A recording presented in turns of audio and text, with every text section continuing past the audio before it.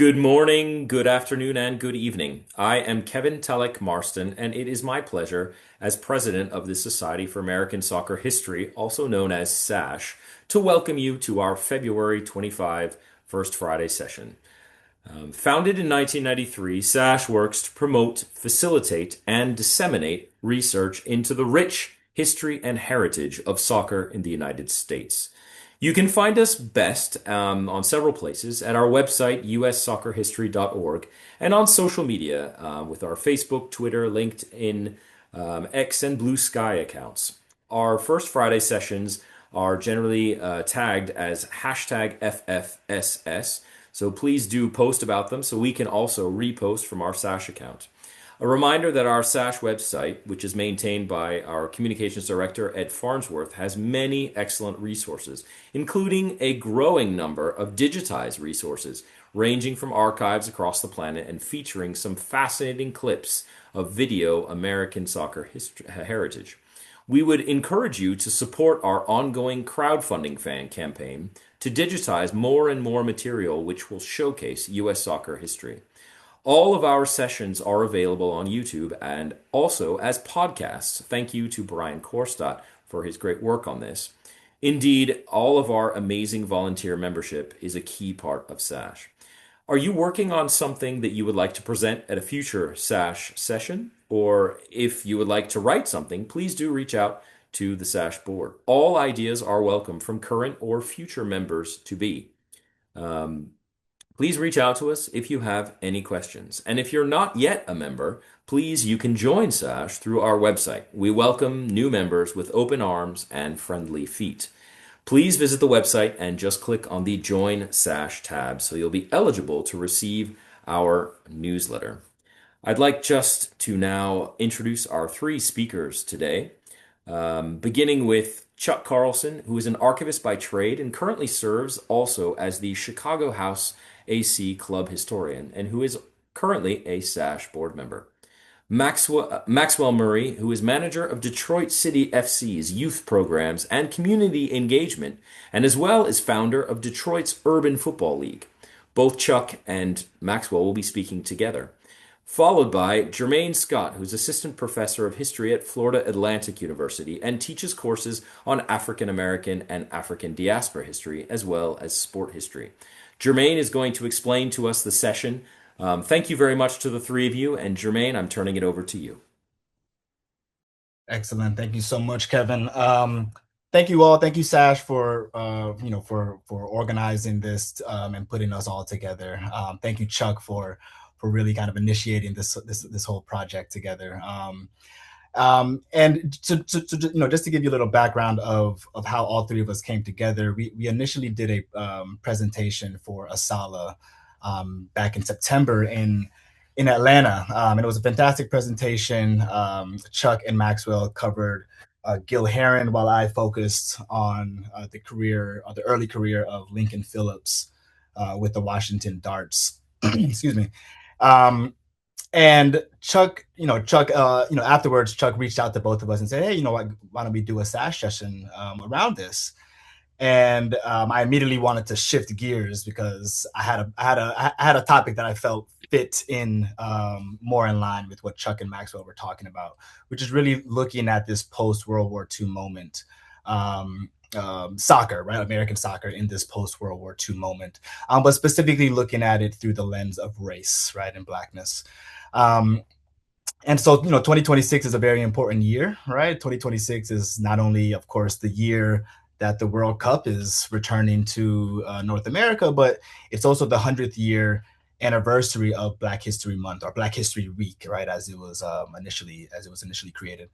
And so we really wanted to use this kind of intersection, right, of Black History Month, this kind of 100th, anniversary of Black History Month, but also this very momentous time in American soccer history with the World Cup coming, to shine a light on two very important Black soccer players in the U.S.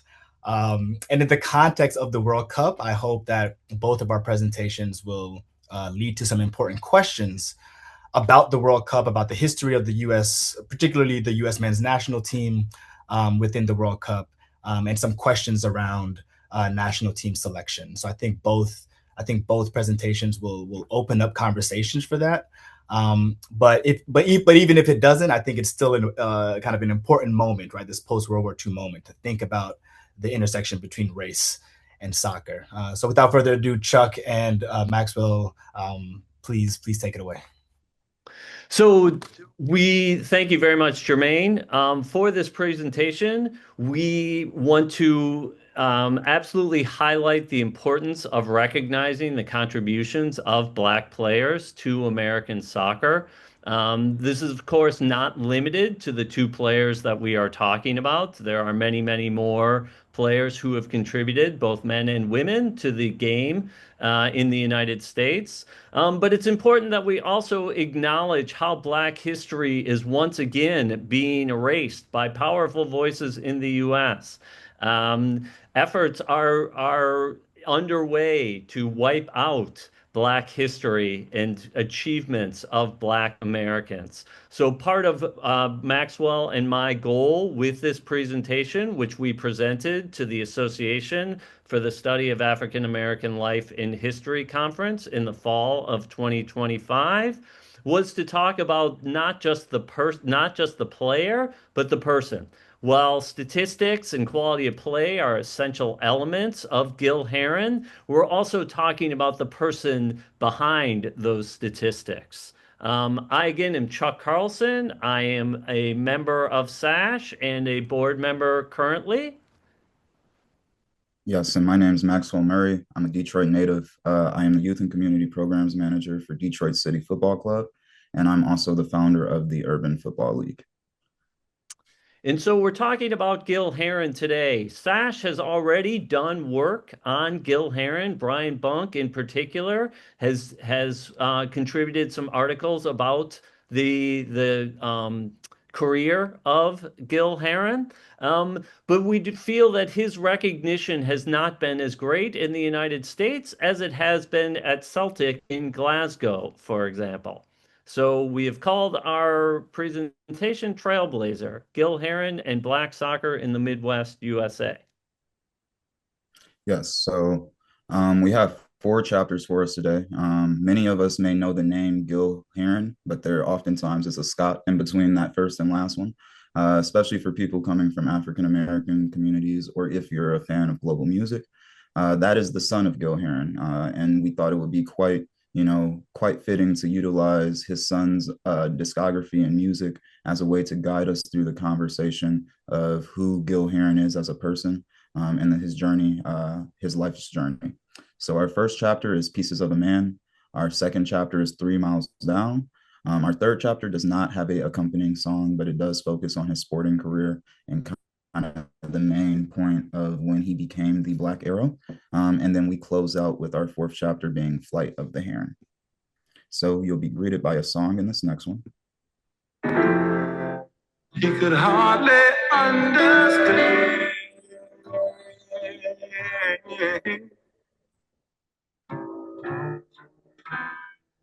that she was only talking to him. Pieces of a man.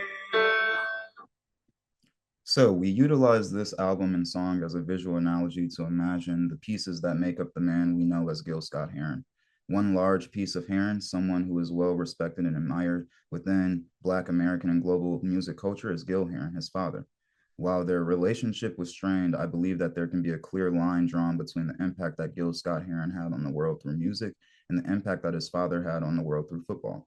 It must also be mentioned that Gil Heron, the father's diasporic makeup as a Jamaican man of mixed heritage who migrated from the Caribbean to the Midwest to Canada and abroad during the mid-20th century stands as a large influence on Gil Scott Heron's life and creative/political perspectives. So in 1971, Gil Scott Heron released his debut studio album. It was in 1970 that he released his first novel, and after being, influenced by some jazz producers in the city of New York, he released his first album, which was Small Talk at 125th and Lenox. A year later, he released Pieces of a Man with collaborator Brian Jackson. And this album is known to be a seamless mixture of spoken word, poetry, jazz, funk, and blues, housing classics that sit close to my heart, such as We Almost Lost Detroit. But it also must be mentioned that Gil Heron's work really was, it stands as, for many, as the birth of other Black music forms, such as hip hop and electronic dance music, which will come up later on in our conversation as well. So to begin the soccer portion of this, we're going to use two images. The first on the left is an image of the U.S. men's national team in 1950, the one that participated in the World Cup in Brazil. The image on the right is a more recent photo of the U.S. men's national team. And there are obvious differences other than the fact that one's a black and white photo and one's a color photo. In the 1950 image, you have 11 white men players. In the 2025 image, you have players that are much more reflective of the United States as a whole now and as it was in 1950 as well. One individual to look at in that 1950 image in particular is the gentleman with the soccer ball right in front of him. That is Joe Gaetjens, who was born in Haiti, played for the U.S. men's national team, and as many of you know, scored the goal against England to defeat them 1-0. Gaetjens in government records is identified as a black man, despite the movie from 2005 showing him as definitely a black man. So we are... Just a quick note, Chuck, you mentioned that he identified as a black man, but he identified as a white man. Sorry, that is correct. Sorry. Yeah, it's all good. Yeah. So he was identified in government records as a white man. So we are looking at an image of 11 white players. At a time, there are two very, very good players who happen to be black. Whereas in 2025, it's much more reflective of the United States as we see it today. So we talk about Gil Heron as an unspoken trailblazer. Gil was a professional soccer player, while not the first black professional soccer player from the United States. He was paid for to play the game. He was a top player in Midwest leagues in the 1940s and 50s. He was signed by Celtic in Glasgow in 1951, and we see him as paving the way for black soccer players to exist in this sport. Yes, and again, I will be focusing a bit more on the off-the-field impact from a cultural perspective, but again, we just focus on this relationship between father and son. Again, positing this point that without Gil Heron, we obviously don't get Gil Scott Heron, but also, through his own sporting experience and his own journeys throughout life and his own migration, those things are very crucial to the makeup of the artist who we know as Gil Scott Heron. Thinking about the relationship between global athlete and global artist, focusing on the fact that, Gil's practice of putting words and giving words these very tangible and real meanings stems from his father as well. And the fact that his father also released and published poetry, and also thinking about this reckoning with one's identity as you move throughout the world, and how, as a Black person moving throughout the world, this idea of yourself can change, but it always is oftentimes still sat within this box of Blackness. That takes us into our second chapter.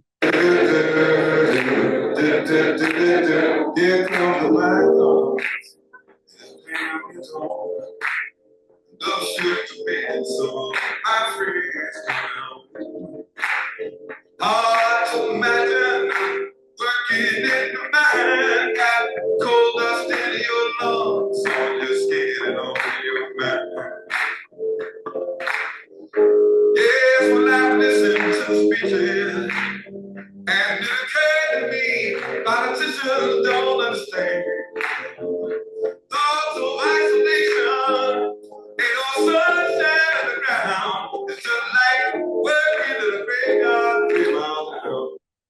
So we utilize this song as a way of introducing the labor movements that were present during the time that Gil Heron was making his way to the United States, and the culture of labor movements being very well connected to the history of soccer within the United States. Again, from all of us as soccer historians and people who love the game, we're very much aware of how the game has always been attached with these different movements of people into specific spaces, and the game also having these very cultural elements to it. Obviously, in this time period of the 1930s, 1940s, 1950s, we're getting tons of people all across the world coming to the United States and making their way here for the sake of industry, for the sake of work, finding better lives, more opportunities, so on and so forth. And being in that process, we see the game also, we see them coming here for those jobs, such as working in rail yards, such as working in a coal mine. Within that, they also brought their culture. This is where we see Polish communities, Italian communities, Hungarian communities, so on and so forth, finding their way at home and bringing the game with them and creating spaces for the game to exist. This is the world that Gil is walking into when he makes his way to the United States. He was born in 1922 in Kingston, Jamaica. Again, from the inception, he has this difficult reckoning with one's identity going on, as his father was a white man, his mother was Black and of Jamaican descent. But also thinking about the racial and social implications of his life in Jamaica, as his father's family owned slaves and came and grew to a specific role and place in life based off of that experience. It was in 1939 that his mother would escape with Gil and his siblings to the United States, arriving in Cleveland, Ohio. It must be noted that on his passenger record, he was identified as Negro. But it also must be mentioned that later on that year, in terms of his World War II draft card, he was identified as Indian. I speak of this just to attribute it and for us to think about, again, his own social identity and his own reckoning with oneself and his ability to be able to bounce in between spaces based off of more than likely his complexion. You know, oftentimes we're looking at these black and white photographs. However, he was somebody who had this global and broad experience by being born outside of the United States, and in coming to the United States, he could see the clear delineation of treatment based on if you were recognized as Black or not Black. Obviously also playing soccer in majority non-Black communities as well. So those are just some of the things that he's stepping into as a player coming to the United States at that moment in time. And so on the field in the Midwest, where is soccer popular? Soccer is popular in the big cities, but it's also popular in smaller communities throughout the state of Illinois. The town of Gillespie, Illinois, for example, hosted an international match in 1909 and tied a touring team of British players. Other towns, such as Heron, Illinois, had soccer teams. Heron is famous for having had a Ku Klux Klan government running the town for a period of time. Gillespie, Illinois, also had a strong Ku Klux Klan movement. So these smaller towns that are playing the game are not exactly open to non-white community members coming in. Also popular and very important to note is baseball. Baseball and soccer in those smaller towns were the two main sports. And while baseball at the national level with Major League Baseball was not integrated, sometimes you would find integration in smaller communities, such as Braidwood, Illinois. The photo there is from Braidwood in the 1890s. Braidwood had a high-quality soccer team. They also had an integrated baseball team in the 1920s. Other communities, such as Gillespie, mentioned before, had baseball teams coming in. Black touring baseball teams would come in to play. If you can see that headline there, racially charged language is used right on the front page to refer to the players as less than human beings. So you're seeing the type of communities where soccer is important and where soccer is a big part are not exactly open to non-white people. That doesn't mean some players didn't exist. The picture here is from Carbon Hill, Illinois, a town of 325 people. High quality soccer players provided to Chicago, provided to St. Louis, well-known players. They also had George Norwood, a black man living in Carbon Hill, lining up in their right fullback position for the Carbon Hill team. So there are some black players there. In addition, in Chicago in the 1920s, Uruguay, top team in the world, comes to Chicago to play. The Chicago Defender notices that Jose Leandro Andrade is in the lineup. Again, a black man playing for a national team, something which is not available to black people in the United States. There's a better picture of Andrade there individually. So our third chapter, which we call the Black Arrow, which was Gil Heron's nickname, from Kingston to Detroit to Chicago to Glasgow and beyond. And so in this chapter, we're going to talk a bit about his sporting prime. So he arrives in 1939. He immediately starts playing soccer in Cleveland, joining amateur teams. By 1942, he's moved to Detroit. And in Detroit, he begins playing with the team Detroit Hungarians, which we'll see again and again how Gil joins teams of Eastern European, are noted as Eastern European teams. By 1946, a professional league is formed in the Midwest called the North American Professional Soccer League. Gil is recruited by Detroit Wolverines. He becomes the leading scorer in the league that 46 year, but the Wolverines unfortunately go out of business. Fortunately for the world, in 1947, Gil Heron moves to Chicago. He had been recruited by Pittsburgh, the Pittsburgh team in the NAPSL, but he chooses to come to Chicago where he meets Bobby Scott, who will become his wife. He also stars with the Chicago Maroons. As we can see in these pictures, the Chicago Maroons do publicize Gil Heron. The image in the center is from a newspaper about the Maroons. But if you look in the right-hand picture, that's a photo from their PR, the Chicago Maroons PR kit. And there are 4 clear players in there, all 4 white players. Just behind it, though, is Gil Heron. So he is in the image, but again, he's a little obscured. Gil, off the field, joins with other professional athletes to help out with the Catholic Youth Organization, who created a sportsmobile which would go into underserved communities around Chicago and introduce sport. So he was the soccer player for that thing, for the youth organization. By 48, the NAPSL folds. He joins Sparta, a consistently Czech organization that started around 1912 in Chicago, had mainly used Czech players, but was always looking for high quality players. They have won 2 U.S. Open Cups. They had employed players from Scotland, and the American Dick Vidano also had lined up for Sparta. So they were always looking for high quality players, and they found it in Gil Heron. And again, just focusing a little bit on his life off the field in this moment in time. Again, as Chuck mentioned, if there wasn't for that move to Chicago, we wouldn't get Gil Scott Heron. He married Bobby Jameson Scott in 1948. Gil Scott Heron was born through this union. The marriage lasted shortly, but that should not go against the point of Bobby being very supportive of Gil's football career, his career as a player. I did live in Chicago for 7 years, but my Detroit accent oftentimes messes me up in pronunciation of this word. But Cicero, did I get that right, Chuck? Cicero. That's oftentimes where the games were played at, which is a historically very racist south suburb of Chicago.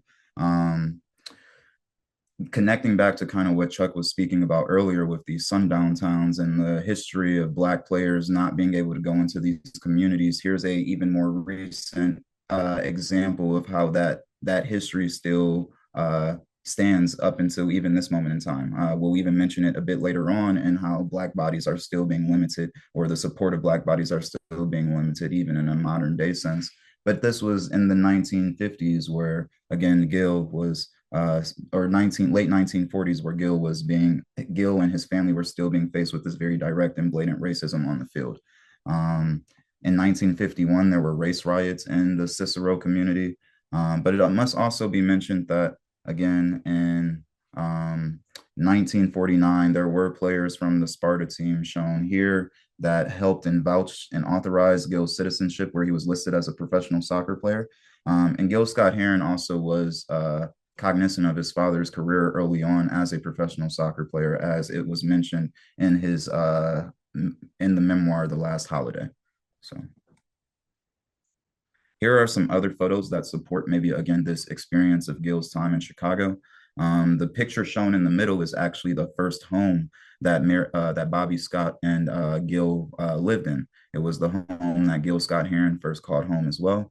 I actually, when I was living in Chicago, organized a bike ride where I was able to disseminate some of that information and help educate the community on the fact that, you know, a Black cultural icon, both on the musical side as well as the sporting side, which is much more unknown in the Black community, it exists right there in our community. So being able to go to that place, being able to speak about that history, and then being able to then turn that into everybody riding together and playing street soccer together is a beautiful experience and a way to kind of uplift that legacy.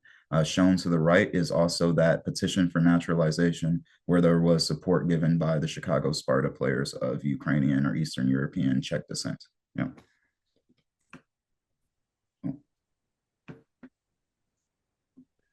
So on the field in 1951, Gil was contacted by the Celtic Football Club. Could we go back one?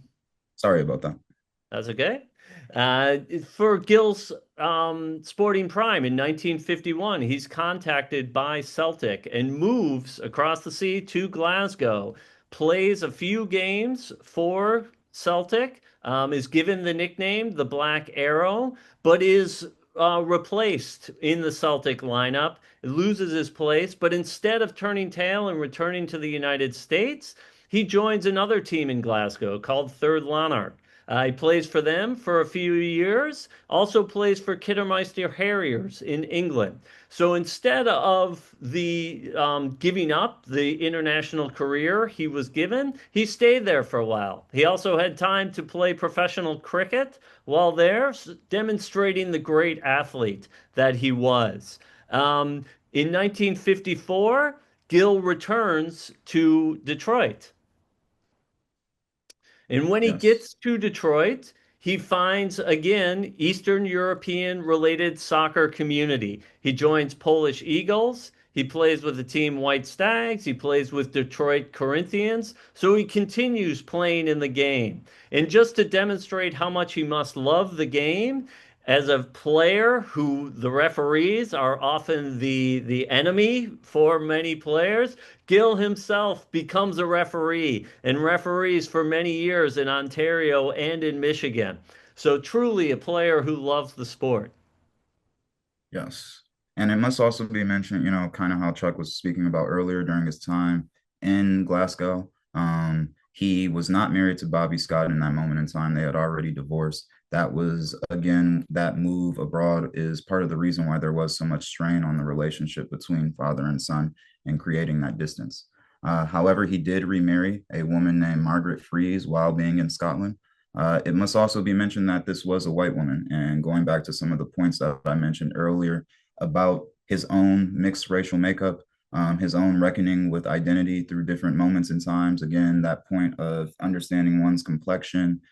We look back at that photograph that Charles brought up with the sportsmobile community. If you really just take a glance at that photo, you can't tell who Gil Heron is. You have to look very deeply and very closely to recognize who is the Black man in that photograph.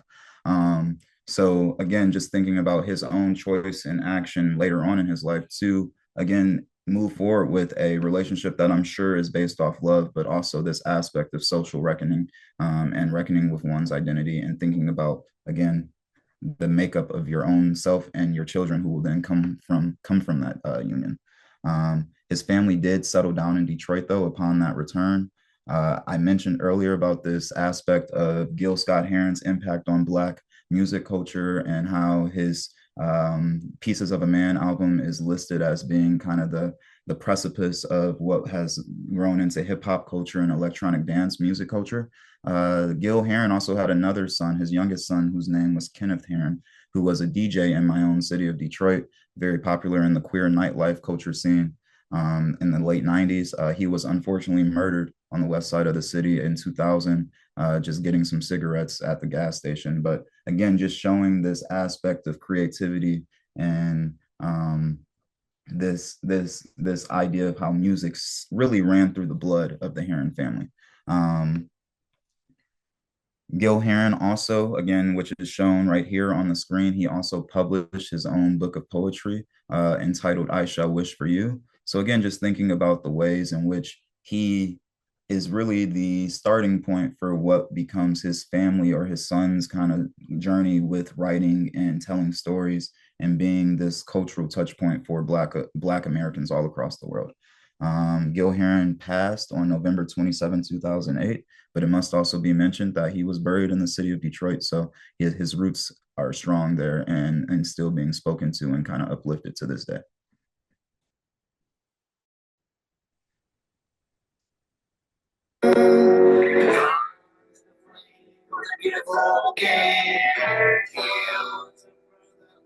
Not stay higher, raise a bar.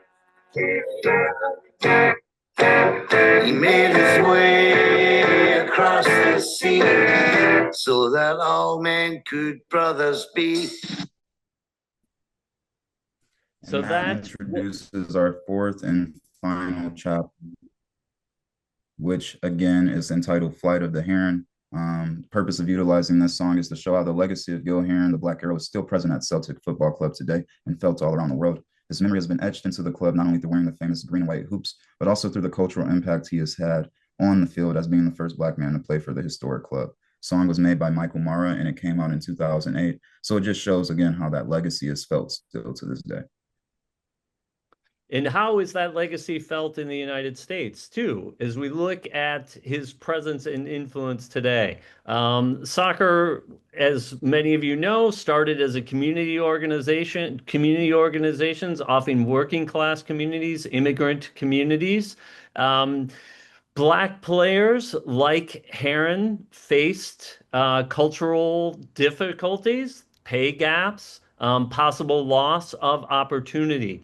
As we look at the soccer environment today in our first division, soccer has really moved from community clubs in order to profit-driven clubs. In 2020, after George Floyd's murder and the Black Lives Matter movement gained traction in the United States, the top league in the United States began to recognize that soccer had a place in acknowledging the wrongs that have been done. Many clubs implemented diversity, equity, and inclusion into their administration. By 2026, most of those are gone. Chicago Fire, for example, has gotten rid of their DEI administrator. In addition, even more recently, St. Louis City supporters are no longer able to fly Black Lives Matter or trans flags in their stadium. So we can see that while top division soccer has occasionally used race as something they want to reckon with, at any opportunity they cut that back. And I think there's another example from St. Louis City, correct, Maxwell? Yeah, I mean, just connecting that point to the fact that, I was just noticing last week that they released a Tina Turner kit. So, there's this value of Black culture and the creativity that is natural within us as a community.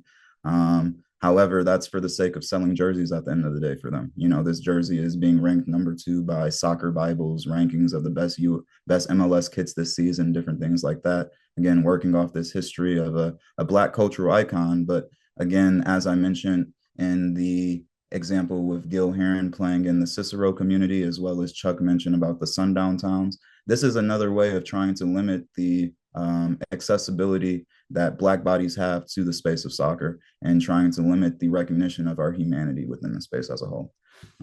However, shifting from maybe these points of that Chuck just mentioned, now shifting into maybe my own personal experience, where I do believe that Gil Heron's impact is still felt on a grassroots level. As mentioned, I am the Youth and Community Programs Manager for Detroit City Football Club. I'm a Detroit native. So kind of having a person like Gil Heron who spent so much time in the place that I call home, it's only right that I try to uplift his work through what I do every day at work. This is a USL championship club, if you're familiar with the USL as a whole, founded in 2012. But this club started and was founded out of a neighborhood bar league that played their games at a community park. And then from there, the games moved to Cass Tech High School, which is an institution within the city of Detroit, where my mom went to high school there, my dad went to high school there. It's a Black cultural institution. From there, we moved to Keyworth Stadium, which was built in 1936 and took crowdfunding and actual supporters showing up to rehabilitate the stadium itself. So again, this focus on trying to uplift and rehabilitate and breathe life back into the history of what our city was. And ultimately, that's turning into a 15,000 plus stadium that's being built right now, that's slated to open in 2027 in the historic Corktown neighborhood, in a space that has been abandoned for the past 2 decades, but was actually one of the only one of 8 or 9 Black-owned hospitals that existed within the city of Detroit. So again, that space was abandoned due to a lack of support, a lack of resources, a lack of funding. However, the club has looked at it and highlighted it as the perfect space to maybe, again, breathe life back into our city as a whole through the beautiful game. I also, as mentioned, am the founder of the Urban Football League, where, like myself, I'm a student of African and Black diasporic studies, similar to Professor Jermaine Scott, someone who I look up to very much, and hopefully can one day live up to the work that he's put out into the world. But at the same time, it's all based in what my experience is, one as a football player first and foremost, but also as a student of the world and having the privilege to travel throughout the world to places like Morocco, Paris, Amsterdam, Brussels, London, and seeing the ways in which, again, the game is always a communal touch point, especially for African diasporic communities. It's a way for us to connect, even if we don't speak the same language. The same language that we do speak is with our feet. The fact that we don't pick up the ball with our hands, but we kick it to each other with our feet. And that's a very beautiful thing. And what this looks like in Detroit today is me utilizing the sport for mutual aid. There being a free community library, kids and adults playing together to try to, again, playing together to the beat of our own rhythms, playing together to Gil Scott Heron, playing together to Afro beats, to electronic dance music, again, trying to show how football can be a conduit to bring all these different points of life and different types of people together within one space. So thank you. And if you would like to connect with us, we have our contact information there for you. So thank you again for your attention. Appreciate you guys, and thank you for allowing us to restart too. Yeah, that was great. That was great. Are there any questions? We were hoping to have Jermaine go next and then questions after, if that's okay. Awesome. Awesome. Thank you, folks. Thank you, Chuck. Thank you, Maxwell. That was awesome. And I'm thinking about all the connections that to Pito, Villalon, that I'll be talking about shortly. Even some of the sources that you put up, I'm also thinking about that as well. So thank you all so much. Do I have the option? Okay, great. All right, folks. So I promised Chuck that I was not going to read, but I'm going to read. Sorry, folks. It's just helping with just coherency and clarity. So what I want to share with you all today is the career of Jesus Pito Villalon. We'll talk about some of the variations of that name, but I'm going with Villalon. And the ways in which and how his career, right, kind of shines a light on U.S. soccer in this post-World War II space and moment. And this is going to be part of a larger chapter. This is just a section of a larger chapter that I'm writing for my second book project that looks at race and soccer in the U.S. So again, I'm going to read. Apologies if it gets a little monotonous, but I'll try and spice it up with some of the visuals. Okay, so the gentleman's agreement in American soccer, Pito, Villalon, Brooke Hatton, and the FIFA World Cup. The 1950 World Cup marked a definitive moment in the history of world soccer. It was the first tournament since the 1938 World Cup due to World War II, and it reflected the growth of the game as it featured two of the greatest upsets in the tournament's history. In the final match, of course, right, between Uruguay and Brazil, who also hosted the tournament, the former defeated the latter 2-1, leaving the entire stadium either silent or in tears. The other upset, however, seemed to reflect the growth of the game in other parts of the world, particularly the United States. In their second match of the tournament, after losing to Spain 3-1, the US defeated England 1-0, stunning the football world in the process. The lone goal was scored, of course, as Chuck and Maxwell mentioned. The lone goal was scored by a white Haitian, Joe Gaetjens. Yes. Right. As we see again, similar to what Chuck was saying, right, on government records, Joe Gaetjens, right, is identifying himself as white. But I think some of the reason why we get this kind of variation in his race, his racial identity, is because his complexion is clearly marked as dark, right? And so there is some legitimacy to why there is some concerns, right, around his racial identity. But I do think it's important to note that he is identifying, right, as a white Haitian, right?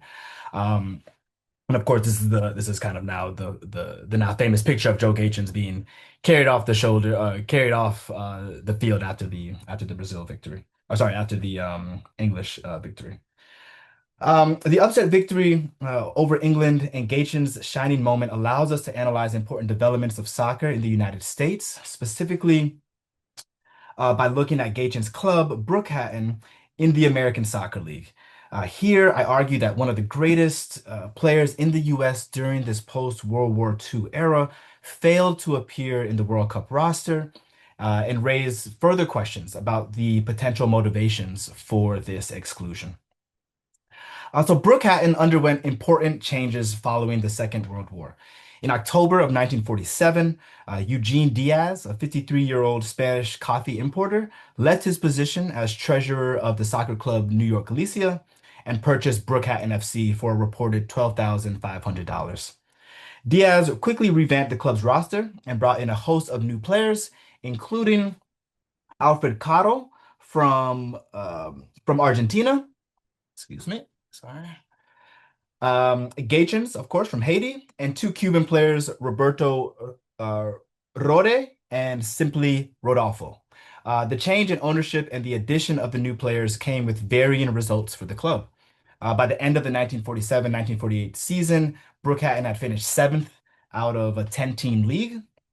Gaetjens, however, was the second best goal scorer in the league during that season, finishing the campaign with a total of 16 goals, just 3 short of the league leader, Nick Kropfelder. In the 1949-1950 season, Gaetjens was crowned the league's leading scorer weeks before his departure to Brazil. But months after Diaz bought the club, however, Brooke Hatton signed another Cuban to the roster, his name being Jesus Pito Villalon, and he would form a lethal scoring partnership with Gaetjens for the next 2.5 seasons.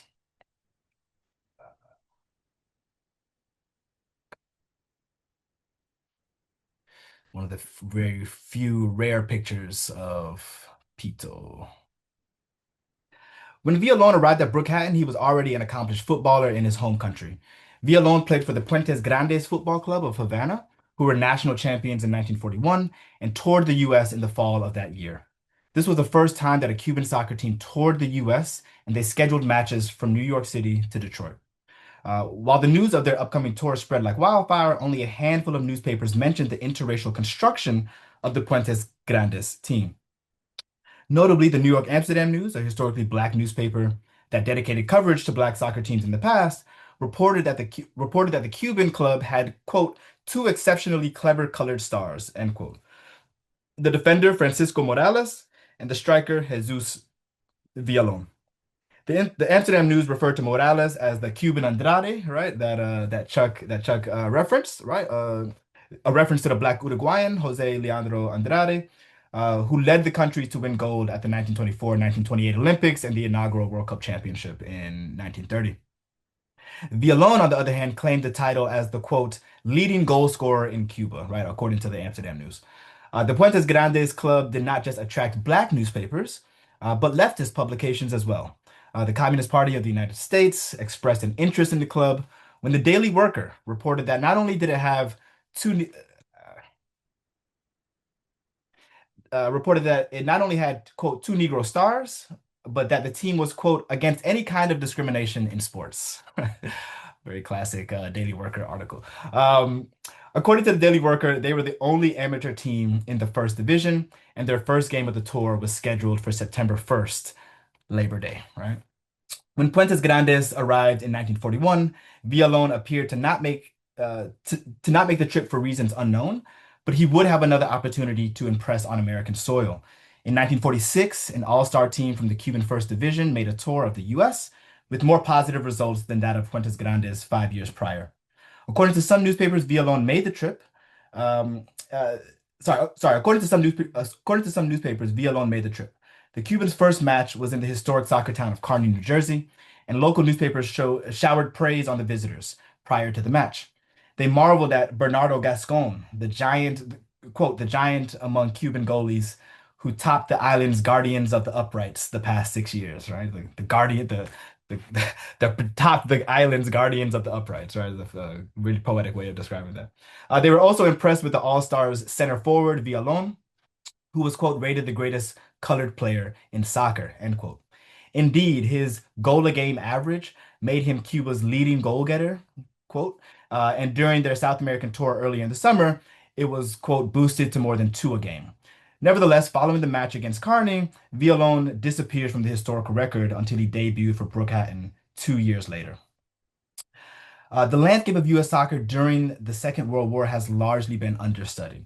The scholarship focuses on the international tours by European clubs, including Liverpool in 1946 and 1948, and of course the 1950 World Cup team, but fails to interrogate the state of the game domestically. During the years following the war, I argue that the American Soccer League was part of this broader revolution taking place in American sports at the same time.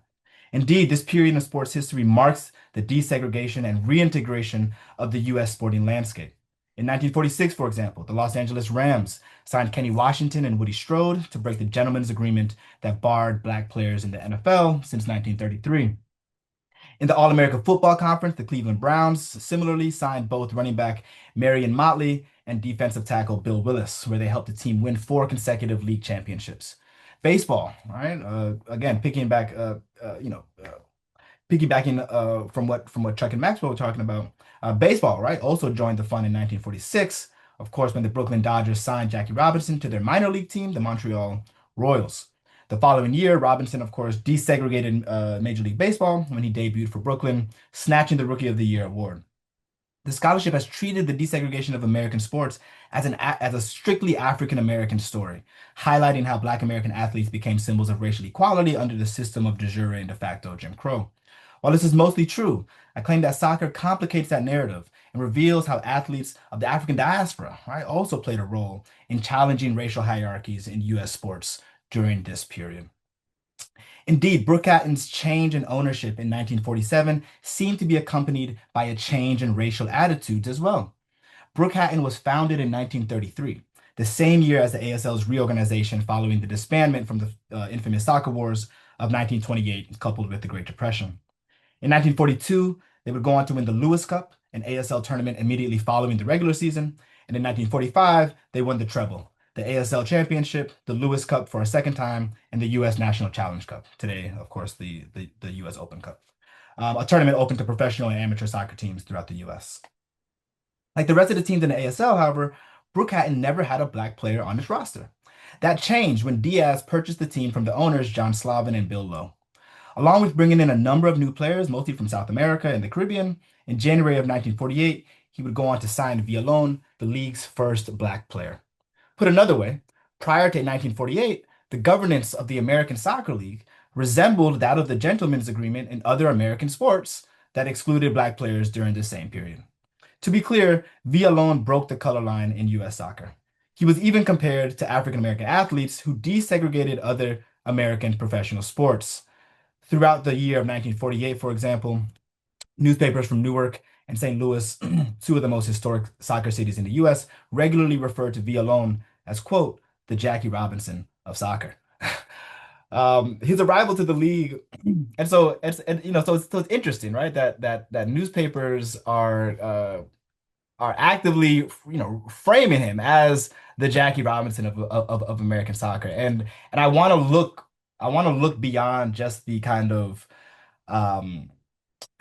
of, I guess, mainstream significance of that, of the first Black player, but also kind of take a step back and interrogate, right, what the American Soccer League specifically looked like prior to his arrival, right? And I want to be clear, right, as Chuck mentioned, this is not the first professional Black soccer player, right? There have been, Brian Bunk has done, great work on this. I've done some work in the past looking at Black teams coming out of New York, right? But in the American Soccer League, right, I think there's something, I think there's something unique about that as well. Okay. His arrival to the league was immediately noticed by sports writers throughout the country. They also regularly reported incorrect information on the league's new forward, initially believing that he came from Haiti, right? While misspelling his surname as Villanon instead of Villalon, and sometimes even Villano, right? Villano. Similarly, on more than which, of course, as you can imagine, presented a number of different challenges when trying to research Villalon, right? Because he's now under different names, so I have to like track down these different spellings, right?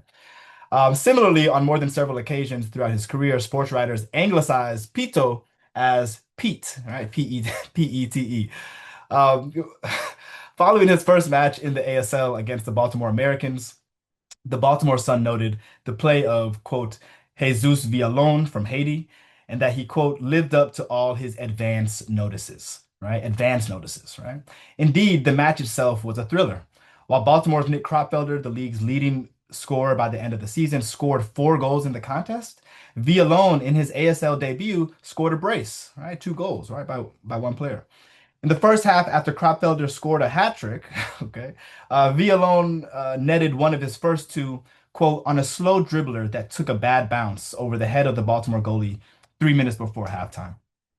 Immediately following the start of the second half, Baltimore's Tubby Reich kicked, quote, a long boot up the field, which found Kropfelder streaking up the field and who shot it in full stride past Brookhatten's goalkeeper, Phil Newman. Villalon then announced his arrival to the ASL when he, quote, dribbled around one defender and blasted a 35-footer through the net, end quote. Indeed, according to reports, Villalon's shot, quote, was propelled with such force it went through the net, right, and cut Baltimore's lead in half. While Brookhatten competed to the final minutes, Baltimore successfully defended their lead. Villalon, of course, did not come from Haiti. He was an Afro-Cuban and by many accounts, quote, the first Negro player to ever participate in big league soccer in this country, end quote.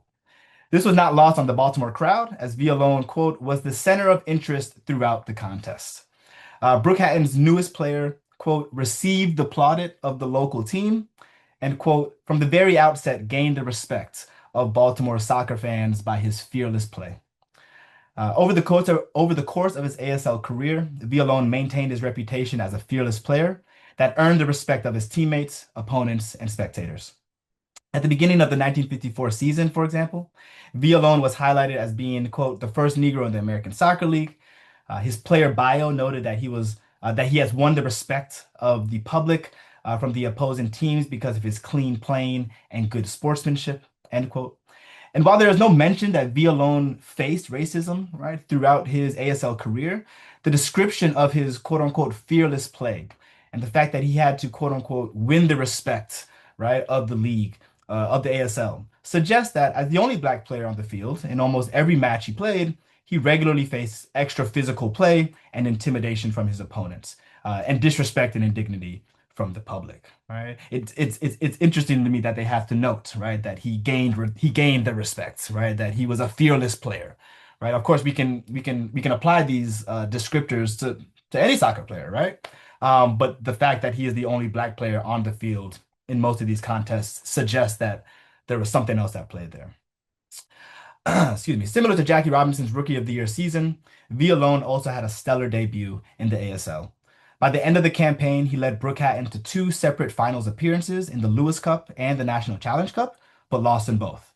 Throughout all the competitions he participated in during the second half of the 1947-1948 season, the ASL Championship, the Lewis Cup, the National Challenge Cup, and even international friendlies, Villalon played in at least 14 matches and scored 10 goals. By the end of the regular season, uh, Pito Villalon of Brookhaven and Walter Barr are rated 1-2 by the American League moguls as the outstanding players of the year. In the end, though, John O'Connell of the Brooklyn Wanderers was awarded the MVP, while Barr was runner-up. Nevertheless, Villalon became a regular feature in all-star teams during the flurry of international tours throughout the U.S., which we'll see shortly. We'll see a clip of shortly.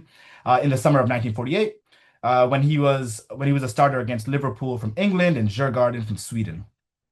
In the 1948-1949 season, Villalon continued his dominant performance on the pitch, and by the end of the season, he was the ASL's highest scorer, right? So by the end of in 1949, he is the top scorer for the American Soccer League, similar to Gil Heron, right? In 1946 with the NA PSL.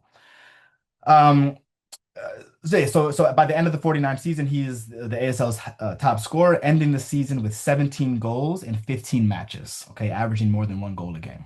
Okay, and so contrary to historian David Wangeren's claim that Villalon, quote, remained a conspicuous presence, end quote, Villalon, in fact, would be the most consistent player for Brookhaven, the only team for which he played in the ASL for the next 10 seasons. Okay, so we'll see Villalon consistently plays for Brookhaven from 48 to 58 regularly, right? And by all accounts, Pito was a full-time professional soccer player, right? This is actually a flight record, right? Pito goes on vacation in the beginning of 1950. He goes back to Cuba, right, on vacation, and we actually have newspaper records that talk about Pito returning from vacation, right? And of course, right, we see a variation, another variation in the spelling of his last name, Villalon, right? He's Cuban, right? And what does he list as his occupation? Is a football player, right? He's very well identified as a professional football player, right? This is his occupation, right? And so far from being conspicuous, right? I argue that Villalon was one of the most prolific players and scorers in American Soccer League history, at least for a decade. Following his top scoring performance in 1949, he was selected as an all-star to compete against Manchester United in front of 12,000 fans at Triborough Stadium in the summer tour of 1950. And again in 1951 against AIK of Stockholm. For the beginning of the 1952 season, all of the New York ASL teams entered an agreement to play their first 5 games at Yankee Stadium. And in Brookhaven's season debut, Villalon scored 5 goals in a 7-3 victory against Brooklyn Hispanos. While Brookhaven finished the league in 5th, Villalon finished the season as the top scorer for the second time in his career in 1953. His performance won him a spot in the tryouts for the U.S. national team's 1954 World Cup qualifiers, although he was not selected. By the end of the following season, Villalon helped Brookhaven become the runner-up of the ASL, ending the 1954 campaign just 1 point behind the champions, the New York Americans. In his final match in the historical record, on the afternoon of Sunday, April 20th, 1958, in front of a meager crowd of only 200 fans, right? A very kind of depressing end to his career. Villalon's Brookhaven beat the Ludlow Lusitanos 4-1. Pito scored twice, including a long free kick midway through the first half. And so I want to end where I began at the 1950 World Cup. The career of Jesus Pito Villalon and even Gil Heron raises questions about the selection of the U.S. men's national team rosters for Brazil and Switzerland in 1950 and 1954, respectively. Indeed, one of the best American Soccer League players was not chosen to represent the national team, despite having a similar and sometimes superior resume than his peers. The fact that he was the first and only Black player in the league may suggest, that race was considered for national team selections during the 1950s, although I have no record that states this explicit claim. His Cuban nationality shouldn't have disqualified him when we account for the fact that his own teammate his own teammate. This is, I think, it's even more jarring than the case of Gil Heron, where Gachens, right, is selected. His, Villalon's own teammate, his own striking partner, right, his comrade, right, up front in the attacking line. Joe Gachens was, of course, Haitian, right? And a host of other U.S. players, right, were not American as well. Um, so furthermore, if he participated in the tryouts for the 1954 World Cup, why wasn't he considered for 1950? Right? My point is not to definitively argue that the U.S. selection committee racially discriminated against Villalon. Rather, the U.S. selection committee failed to select one of the most definitively prolific players in the U.S. at the time for 2 consecutive World Cups, and he just happened to be black. This paper is in many ways the first step toward an inquiry, right? And of course I would put this in conversation with Gil Heron, and I must say that in many ways it's Chuck that kind of raised this point, right? During a Sala, right? It was like, wait a minute, why weren't they considered for 1950, right? Considering their resumes.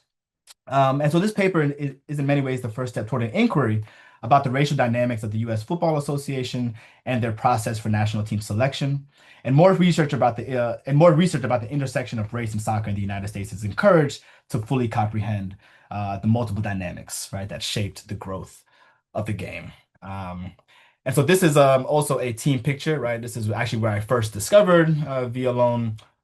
Is in this 1954 ASL American Soccer League guide, right? So we see, of course, contrary to the picture with Gil, where we're trying to figure out which one Gil is, we clearly know which one Pito is, right? Set it here in the front row. And thanks to the amazing work by SASH. Obviously I'm speaking to the choir here, but SASH has just done an amazing job in terms of course, not just writing about U.S. soccer history, but now the digitization, right, of so many incredible primary sources.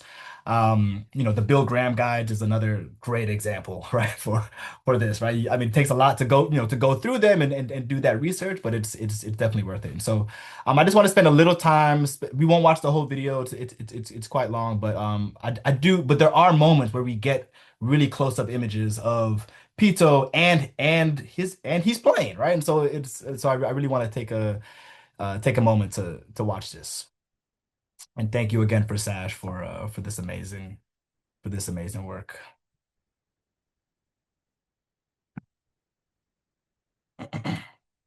Again, also showing the prolific nature of Villalon, right? He's playing in Brookhaven, but he's called down for the Carney All-Stars.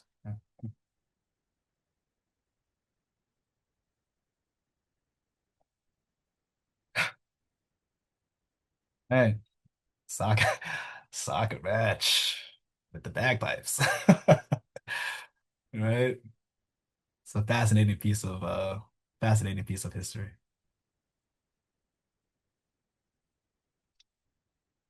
Okay, so here you have Villalon here.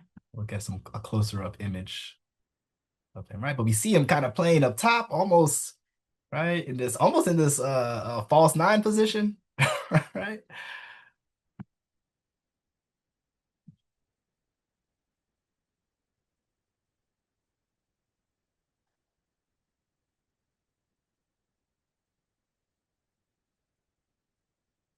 Here's Pito.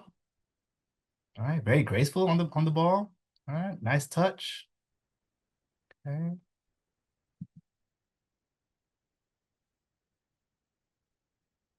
Here he is again, right here. And very much the target man, kind of going in between the target person and that kind of false nine, drop it back a little bit more position.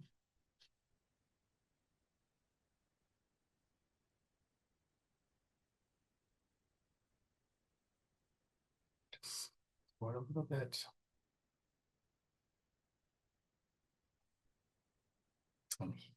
Yeah.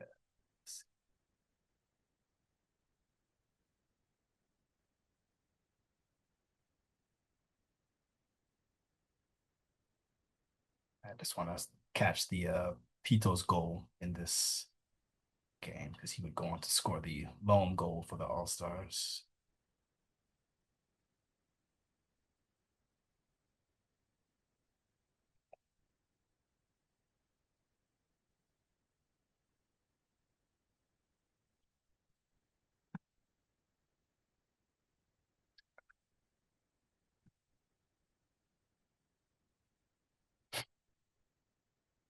All right, here we go.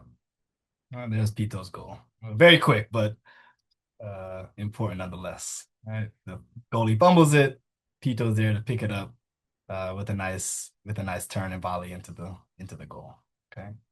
So again, thank you for Sash for doing that. I actually discovered this as preparing for this presentation. This is fantastic. I saw when Sash started releasing these videos, and I was really interested to see if there any footage of Pito with Brookhaven, but I wasn't even thinking about the All-Star. So thank you, folks. I hope we can have a nice little conversation and Q&A session about the role, both the careers of Gil Heron and Pito Villalon, but also, how are we to, and this is a genuine question, right? How are we to, or what are we to make of the national team selection process, right? During this time when I think we have kind of overwhelming evidence of two of the greatest players in U.S. soccer at this time who should have qualified, right, for this team. How do we, or what are we supposed to make of this, right? I know as historians we want everything, we want to find that one little,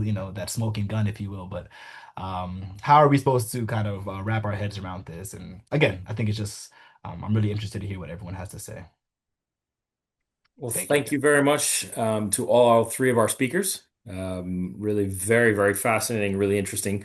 And it's wonderful to see SASH material and digitized primary sources that are now becoming material for SASH sessions. That is an absolutely fantastic achievement, I think, for all of our members and everyone. And it validates really everyone's work that shows that the materials on SASH are actually of use to scholars doing some great work. So I'd like to open the floor up to questions. If anyone has a question, please go ahead and raise your hand, and we will, and then open your mic. And remember to introduce yourself and where you are connecting from.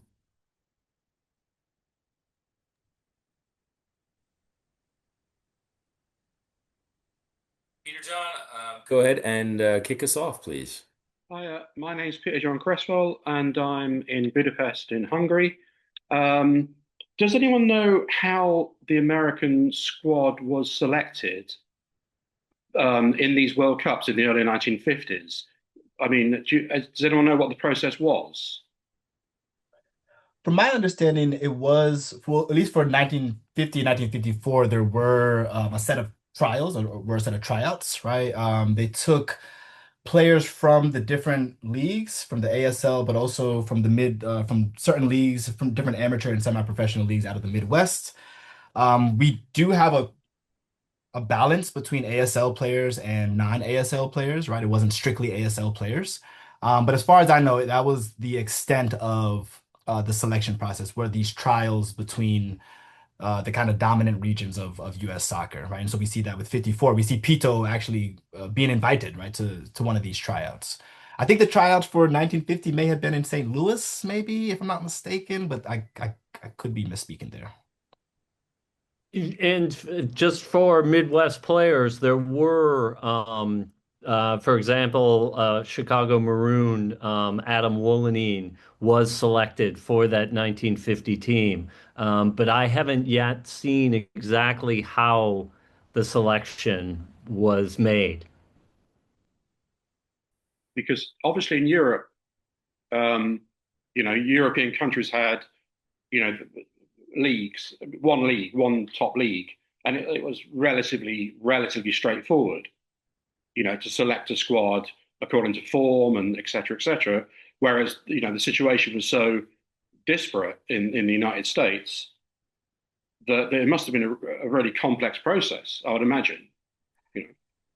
Yeah, I would agree with that. I would agree with that. Yes. I think what's fascinating to me is again, especially in the case of Pito, right, is that the selection committee was looking at Brookhaven, right? Like they were looking at Brookhaven, right, for Gages. And so it's interesting how Pito kind of got like overlooked in that selection. There's also a lot of favoritism, right, around the selection process during this period, right? So I think the selectors of the USFA, some of them were coming from St. Louis, right? And so there's a lot of, or coming from the Midwest rather, and so there's a lot of favoritism in terms of who was being chosen, who wasn't being chosen, which I guess is quite typical throughout most selection processes. But yeah, that was also part of it. Dan Creel. Thanks. Dan Creel, I'm in the DC metro area. Great presentations. Love both of them. I appreciate it. Just to let you know, I'm knee deep in the middle of ASL news territory. And I literally am right now, I'm 1950-51. So I have seen Pito join when Galicia bought Brooke Hatton. And it's obvious that he was one of the top strikers in the league. This without a doubt, right? So that goal scorer. He's on the roster. He's on the main roster every week. He's not just a part-time player. I don't know what Waggerin said about him, but he's not a part-time player. So yes, definitely not a conspicuous presence. No, not at all. And it is interesting to see when Diaz buys Brooke Hatton, how he brings in all these Caribbean players, Hispanic players, and Villalon and Gaetjens come at the same time. And then I'm right in the middle of the current season where the New York Americans they go to I haven't done this yet. They go to Bermuda, and shorts love to do this, love to go on those foreign tours. Obviously made money. And the third game, I haven't looked at it yet. So I forget, they played hang on. They play the Keystone Rangers Bermuda All-Stars. And then the third one is the Colored Bermuda Football Club, which I just saw. So it's just like you said, Jermaine, that there is this soccer is understanding how it's a world game and kind of reaching out to the rest of the world. So yeah, my question was going to be actually, what job do you know what job he had other than a soccer player? And like all the greats, they have professional soccer players. So anyway, I'm knee deep in this time period, and it's just a wonderful time period, like you said, that people really haven't dug into for a lot of different reasons. Yeah, I appreciate your presentation, and I'd love to see more of what you come up with on this topic. Thank you. Oh, Dan, thank you. I mean, I'm excited to know that you're knee deep. Yeah, this is where in many ways, this is where I discovered Villalon. I saw the passing reference in soccer and the football world, which piqued my interest, obviously. But then when I was at UMass Amherst going through the archives, yeah, everything just kind of opened up, right? The ASL news documents are wide open. And Dan, if I'm like, let's continue this conversation later. But if you come across when you get to 1953, as far as I know, and I don't know if I'm missing pages from the ASL news, but Villalon is the last player that I see as the top goal scorer for 1953. But it doesn't go all the way to the end of the season, right? And so I'm trying to find different stories. I think I saw in the Bill Graham guides also that suggested Villalon was the top goal scorer for 53, but something in 53 happens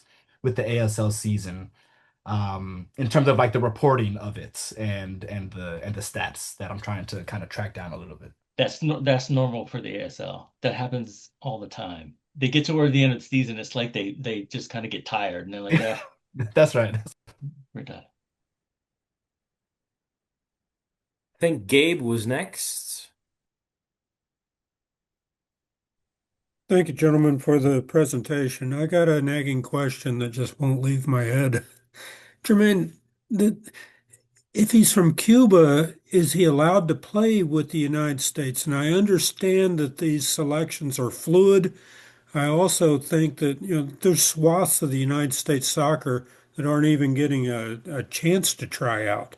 It's pretty much Chicago, St. Louis, New England, and New York. So that's one point to consider. Yeah. Yeah. I've been trying to think about that. So the Cuba, if I'm not mistaken, Cuba is in the 38 World Cup, if I'm not mistaken, or Cuba shows up on the international scene, right, in the late 30s and in early 1940s. I'd have to double check that just in case. But I couldn't find Pito in any of the national team rosters for Cuba. Which is to say, I don't think he's represented Cuba on an official kind of FIFA capacity, if you will, at this time. I don't have the answer whether or not he was allowed to represent the US. I don't have any records that say he represented Cuba in an official FIFA capacity.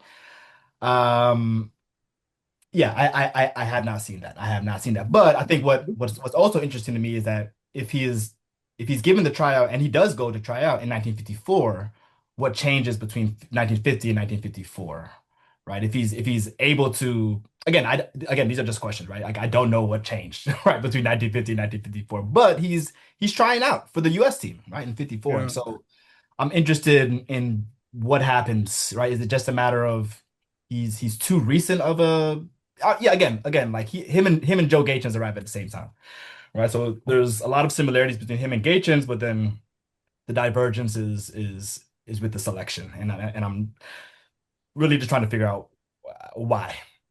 He's It's a too good line prolific of a it's a good scorer. line of inquiry. Yeah. Yeah, And yeah. it'll be interesting to see what you track down.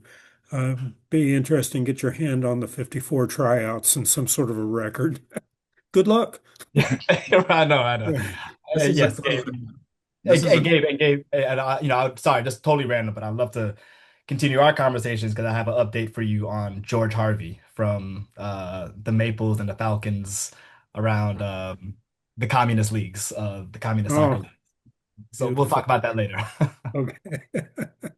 this So is a quick also for the 1950 World Cup team, as far as Gil Heron, he was a U.S. citizen by that time.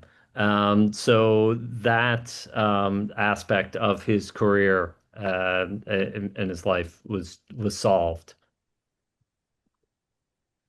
I guess my quick question as probably one of the youngest person in the room is, was there something that critically changed within the selection process from like the United States, like selecting board or committee council between 1990 and 54 that you all have record of? Well, maybe I'll jump in here because I've done a little bit of research around the 1950 World Cup team, and particularly as an eligibility case, because I'm sure many of you already know about this, but there were questions raised after the England match, and all of this escalated all the way up to the FIFA Exco in the end of 1950. And there were questions particularly about McIlvenny, Joe Macca, and Gaetjens. Those are the three players that obviously you all know this. When I've done, I haven't had a chance to finish this and write it for the SASH website. It's on the list of things to do. But it's this actually links to a question that I had for you, Jermaine, on the source document you had there. The rules in 1950 were ambiguous enough in the way that selection criteria were set out by FIFA's rules and the actual World Cup rules. There were two sets. There was FIFA's regulations on nationality, which were one thing, and then there was the Brazilian regulations, which were slightly different. Now, the way it worked out is that you had to be a citizen or subject of the country. And the nuance legally between those two terms is not necessarily the same. I'd be happy to follow up on this and have a much more detailed discussion with you guys on this because I found it fascinating. The question is that McIlvenny and Joe Macca both had first papers because under the U.S. Federation's rules, you could represent the U.S. if you were a citizen or if you had your first papers, meaning you had made a declaration of intent to become a citizen.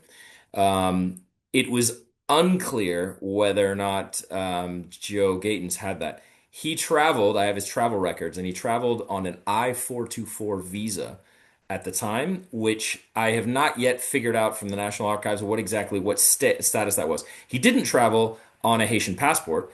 It doesn't say what kind of passport he had, but he traveled on this particular visa. So that seems to be enough to play.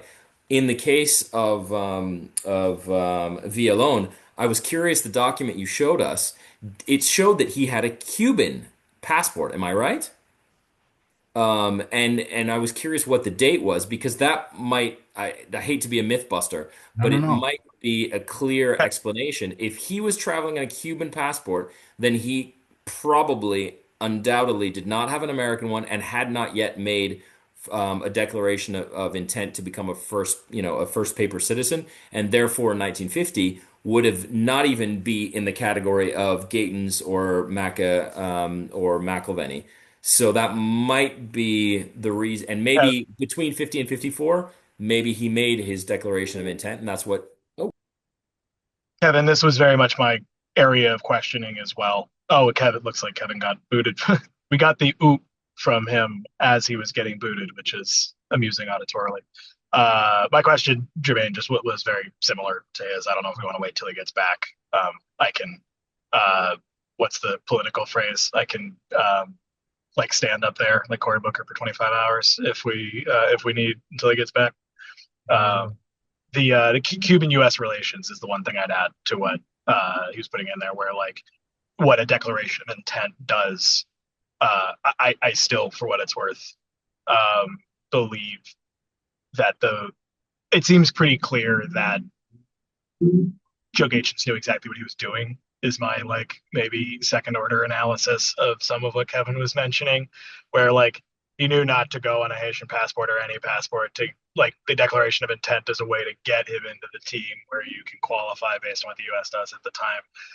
Whether there are the social cues or the social like resources that are pushing Pito to do the same thing to get that qualification, or if it was something with Cuban-U.S. relations, I just really, I don't know enough about the sociological or the sociopolitical area at that time. So I just wanted to add that in the hopes of Kevin getting back by the time I finish my sentence. But who knows? No, I mean, and these are all great questions. So yeah, I'm looking at the flight record. Yes, and it does appear that it is, and I don't know if I don't know if I'm misreading this, but on the column has nationality, and under that it says passport number, right? So yes, with Villalon, it says the nationality is Cuban, and then there is a passport number under that, and I'm just not sure if that's suggesting it is a Cuban passport or otherwise. I would imagine it would be a Cuban passport. Yeah. And I'm still trying to figure out precisely what it means if Villalon in 1948 so he's also applying for Social Security, like he has a Social Security number. So like there are these moments where that seems that, right, he is trying to I guess assimilate or integrate into the US through these different channels. Whether or not it was official by the time of the selection is, I guess, still up for debate. Um, and I think it's still important to note that in 1954, right, even still as a pretty prolific player in the league, he is trying out for the U.S., right, but he's still overlooked in that regard. So these are all great kind of follow-up questions to interrogate more, particularly around the passport and Cuban American relations and how that may have affected his selection. Um, Again, and then of course thinking about what that means for 1954, right? So like what are specifically the changes that happened between 1950 and 1954 to where he's not even being considered in 1950 to where 1954 he is being considered. So these are all helpful. These are all helpful, right? And I think the more primary sources that are coming out of this project. I mean, when I found this flight record, I was like, oh my goodness, like look at like look at this, right? And so I think staying or kind of analyzing the records more, sitting with them a little bit longer, engaging in more conversation with you folk, I think we'll get a better picture, right, of what that national selection team process looked like during this point in time. excited to hear it when it comes and to help it however I can. I'll go. Happy to put the work in. Yeah, Thank yeah, you for such a great presentation that's done so much of it. It's really fascinating to see. Thank you a ton, Jermaine. thank you, Jermaine. I got an email to respond to you, so don't worry. I got you. Do not even. I got about 5 months worth of things I should have been sending you, so we won't even go there. Just grateful to see all of this that you've been doing.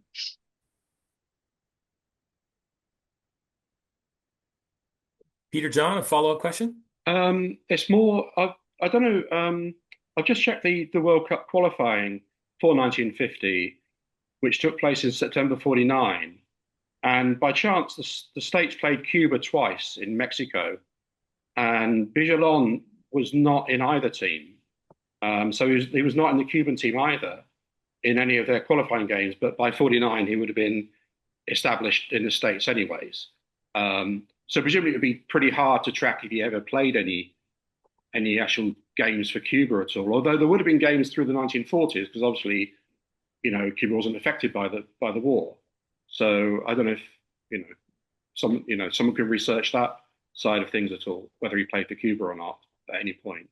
Yeah, and what I have been doing was actually been going through a number of different Cuban newspapers, which is where we get this. That's just one of two photos that I have found of. I'm trying to see where it is now.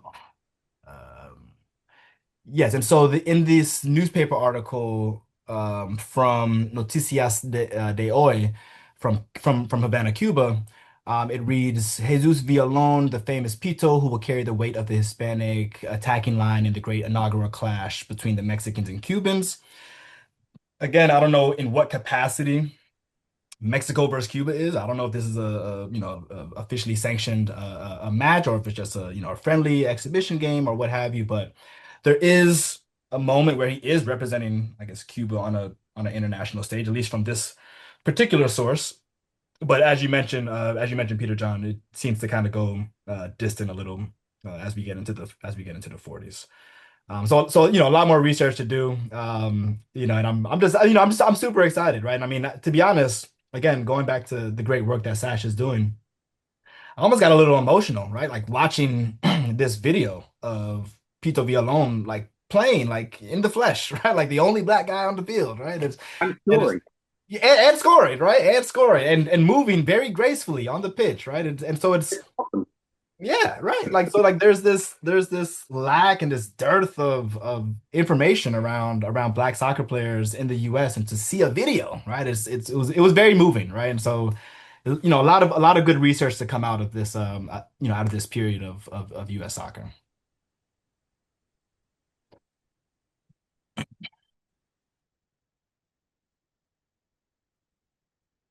Any other follow-up questions for our speakers? And just to answer the question in the chat, Kevin, yes, the travel doc does seem to be from New York. Yeah. Okay. Yes. All right. The airline is looks like a Venezuelan airline originating from New York, destined to Venezuela, but stopping in Havana. Excellent. January of 1950. Thank you very much, Jermaine. We'll have to follow up on this. Yes, for sure. Please. Absolutely. Yes. All right. Last chance for anyone to ask a final question, or if there are no other questions, if our three speakers have any other final points you would like to share just before we close. No, I'm just super excited. Thank you again, Chuck, for bringing us all together. Thank you, Sash, for hosting us, and thank you everyone for your great questions and feedback. I'm really looking forward to following up with all of you to kind of keep this research going. Fantastic. Chuck, Maxwell, any closing words?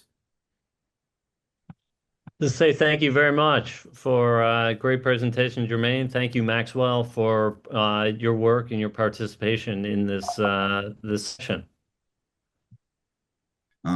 Thank you to everybody for involving me in this process and this presentation.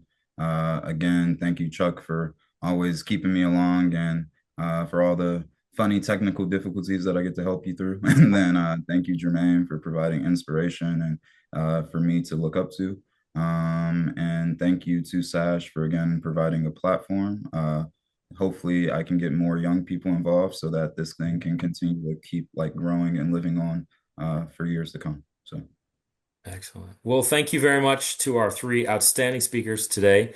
And thank you for everyone for tuning in. One quick reminder that our next session will be on Friday, March 6th. So it's coming up quite soon with Professor Sean Jacobs, who will be talking about some more wonderful player biographies and great stories. So please do join us again in March on March 6th for our next SASH session. And otherwise, thank you so much. Keep doing the work, and we will see you again in the SASH verse. Thank you, folks. Take care.